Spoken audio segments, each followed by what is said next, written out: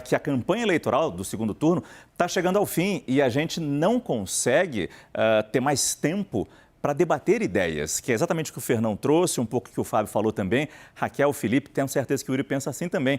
A gente fica mais nos ataques entre um candidato e outro e mesmo nos debates isso acontece e você não tem tempo de fazer o debate de ideias, de propostas, de projetos para este país que precisa de tantos projetos.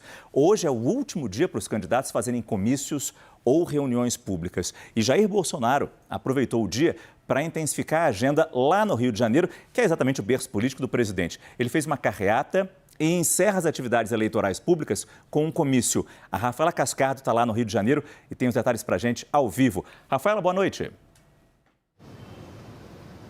Oi, Márcio. Ótima noite para você, para todos que nos acompanham. O presidente candidato à reeleição, Jair Bolsonaro, do PL, focou a campanha desta quinta-feira no reduto eleitoral dele aqui no Rio de Janeiro. Bolsonaro esteve em duas regiões. Ele começou o dia em Belfor Roxo, na Baixada Fluminense, participando de uma carreata. Ele subiu num trio elétrico e circulou por ruas da região ao lado do governador do Rio, Cláudio Castro, reeleito no primeiro turno, do filho dele, o senador Flávio Bolsonaro, além de deputados da região.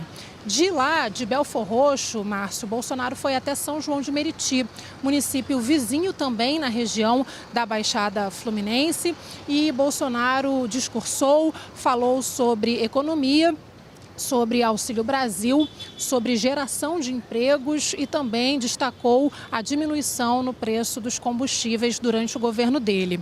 Depois, à tarde, Bolsonaro participou de um evento em Campo Grande, na Baixada Fluminense. Ele estava com as mesmas pessoas, além do pastor Silas Malafaia.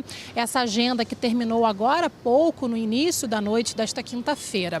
Bolsonaro dorme aqui no Rio de Janeiro nesta noite, porque amanhã participa do debate, o último debate dessa campanha, debate da TV Globo em Jacarepaguá, aqui na Zona Oeste do Rio de Janeiro. E no sábado ele teria uma agenda aqui no Rio de Janeiro. Ele encerraria esta campanha na cidade dele, mas segundo as informações do nosso colega, o repórter Leandro Magalhães, essa agenda foi cancelada. Bolsonaro resolveu passar esse último dia de campanha em Belo Horizonte, Minas Gerais. Ele quer conquistar aí os votos dos mineiros, então ele vai voltar a essa região que foi a mais frequentada por Bolsonaro durante essa campanha de segundo turno das eleições. Márcio. Rafaela Cascardo, direto do Rio de Janeiro, falando sobre esse dia do candidato Jair Bolsonaro. E aliados do presidente tentam neutralizar ataques da campanha de Lula. Essa informação foi do analista da CNN, Gustavo Uribe. O que os integrantes da campanha bolsonarista dizem é que o segundo turno começou com um clima de virada e agora o presidente está na defensiva, respondendo a ataques e não impondo o próprio debate, fazendo a pauta, o que seria negativo. E os próprios aliados do presidente veem dois temas da economia que repercutiram muito mal: a desindexação do salário mínimo e também a informação de que o governo estudava retirar o desconto de saúde e educação do imposto de renda, o que foi negado pelo governo. Por isso, Yuri, inclusive Paulo Guedes estaria sendo trazido para a campanha para tentar, ao colocar um pouco mais a cara nessa campanha, dar essa segurança do que talvez não tenha sido feito neste momento, neste governo, possa acontecer num próximo governo Jair Bolsonaro. A Daniela Lima trouxe, inclusive, desses vídeos ainda no final do 360, em que são pessoas comuns, cidadãos comuns, provavelmente gravados ali na rodoviária de Brasília, no centro do plano piloto, fazendo perguntas que são respondidas pelo ministro. O ministro não estava no local, respondeu depois ali do seu gabinete. Mas perguntas desse tipo: pode ter risco de redução da pensão, da aposentadoria? O salário mínimo vai deixar de ter aumento real? E aí o ministro Paulo Guedes diz que não, que o contrário, vai manter uma política de aumento real do salário mínimo, que é a bandeira do adversário do candidato do PT. E uma política que veio ainda do Plano Real, ainda do governo Fernando Henrique Cardoso. O que é curioso é que quem resgata essa história é Geraldo Alckmin, atual candidato a vice-presidente. Ele fez muito dessa vocalização desse risco de mudanças em relação à correção do valor do salário mínimo. Em todos os eventos aí recentes que Alckmin estava, ele falava, olha, no governo Fernando Henrique o poder de compra do salário mínimo subiu 40%. Durante os governos do Lula subiu 60%. E o que a gente viu no atual governo, e aí sim é um debate, se não programático, porque pode se dizer se isso está ou não está no programa de governo, mas aí é uma disputa de visão de mundo ou de visão econômica para o país. Dentro da cartilha liberal econômica, Raquel Landim pode me corrigir se eu falar bobagem aqui, mas indexação de orçamento público é um problema, não é uma solução.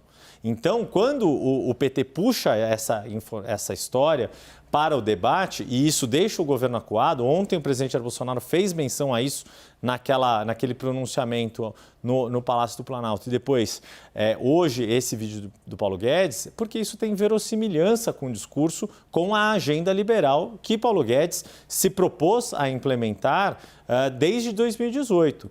O Fernão tem razão quando fala que o governo Jair Bolsonaro não conseguiu fazer tudo o que queria fazer, não só na área econômica, também na área de segurança pública, que o Zanini mencionou, também na área de educação, com homeschooling, por exemplo. O governo sempre quis fazer isso, não conseguiu ver aprovado isso no Congresso Nacional, mas aí você tem, de fato, duas visões do que se pensa em relação a um tema que é crucial para dezenas de milhões de brasileiros que ganham um salário mínimo, pago por aposentadorias, pensões, benefício de prestação continuada, ou tem o seu salário indexado ao salário mínimo.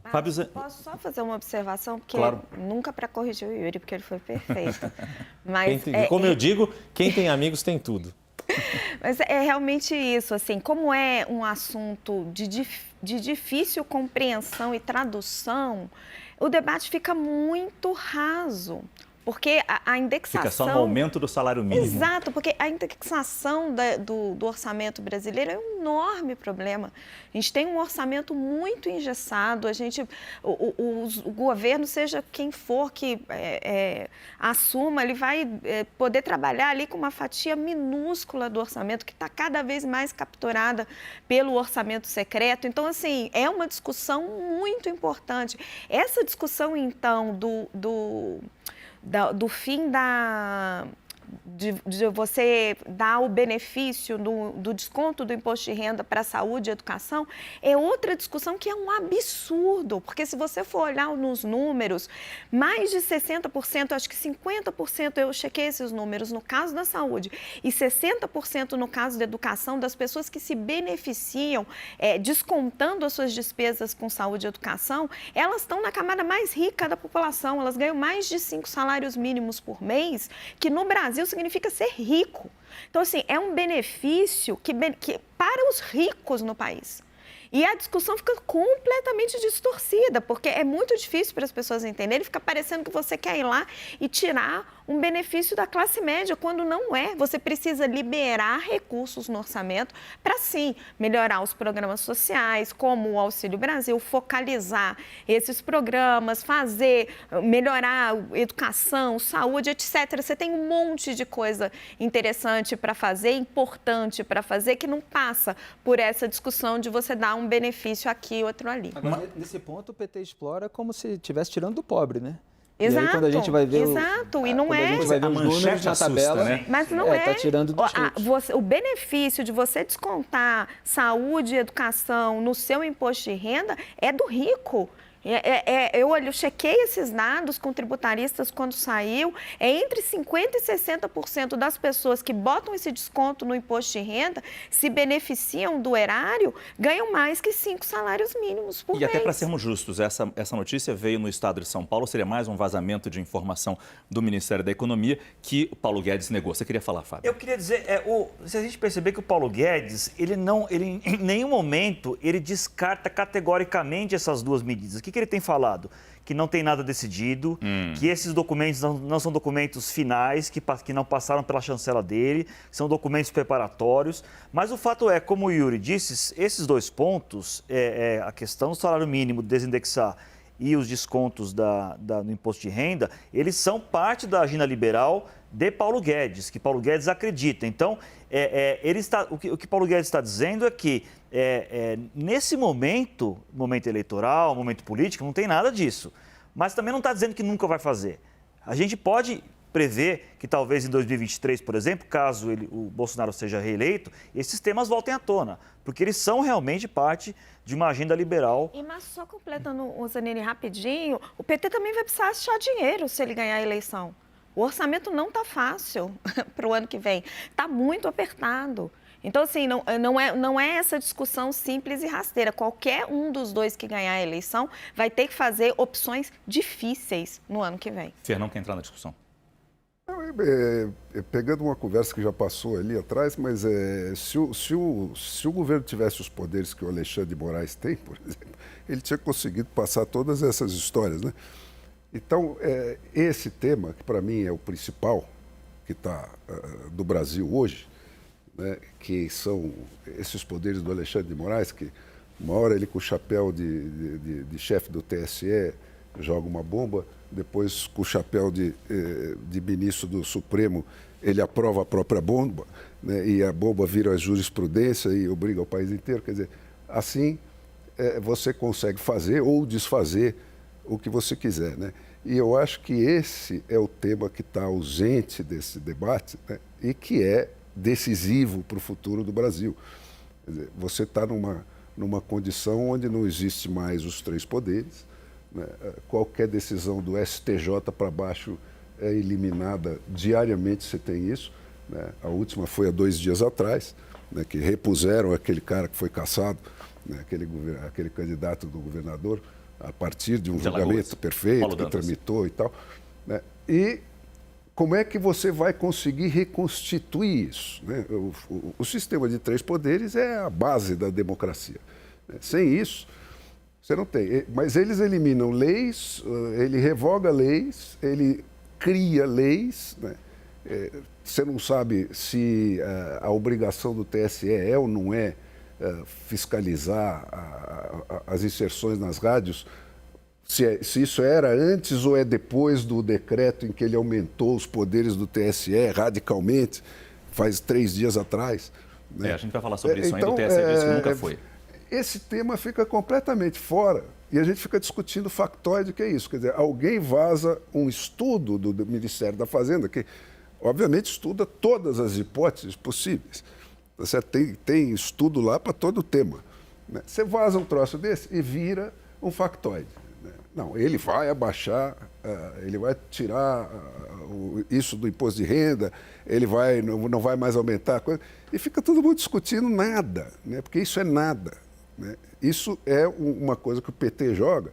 E aí a gente tem que fazer uma autocrítica como imprensa, tá certo? Porque a gente entra nisso, a gente embarca nisso e fica repetindo todo santo dia que ele vai baixar, não vai baixar, papapá, e a gente fica nisso. Quer dizer, em vez de denunciar como factoide, que é, né, a imprensa embarca nessa coisa e fica realimentando essa discussão todo dia. Você pega 50 jornalistas, 49, antes de falar qualquer coisa do dia, repetem que vai abaixar o salário mínimo, que não sei o que lá, sabendo que tudo isso é factoide. Tá certo? Então essa discussão fica ali, ó. Só rapidamente, a gente já ressaltou aqui várias vezes, né, o quanto a campanha de Lula está explorando essa discussão politicamente. Agora, a discussão econômica da política de reajuste de salário mínimo, da desindexação do orçamento, sobre a reforma tributária, enfim, eu acho que é das mais relevantes do país hoje. Falamos bastante de Jair Bolsonaro. Desde que seja uma discussão de fato, mas não de que era o que a gente estava fazendo aqui, né? É porque a gente está explicando tecnicamente, justamente, e apontando, inclusive, isso que o Fernão está apontando, no sentido de que o petismo faz uma exploração política disso, manipulando os fatos de forma a beneficiá-lo eleitoralmente. Aliás, esse é um ponto até muito curioso, porque eu cobri a eleição de 2018, entrevistei o Paulo Guedes algumas vezes, e no momento que eu estava fazendo a cobertura ali, no dia da apuração, inclusive, chamei ele para uma entrevista, que eu estava entrevistando vários, e ele levantou, ficou do meu lado, aí ele desistiu e falou, não, Felipe, não quero falar agora. porque ele tinha soltado também um negócio de plano, acho que era CPMF, lembra que às vésperas da eleição deu uma discussão danada, foi notícia na Folha, que ele poderia voltar com o CPMF, aí causou desgaste para ele, aí ele falou, não quero mais falar nada. Porque ele sempre teve aquela postura, meses antes da eleição, de que eu sou o economista e eu vou propor medidas duras, o presidente vai dar uma maciada, o Congresso vai dar uma outra maciada, vai sair algo diferente do que eu propus, mas eu vou estar lá fazendo esse tipo de proposta. E agora aparecem esses planos, que é justamente para saber de onde vai sair o dinheiro, para financiar, para cobrir rombo, etc. Só que é no momento da campanha eleitoral, que é um momento de demagogia. Então, tudo que soa como uma medida dura que possa prejudicar qualquer grupo é explorado pela campanha adversária.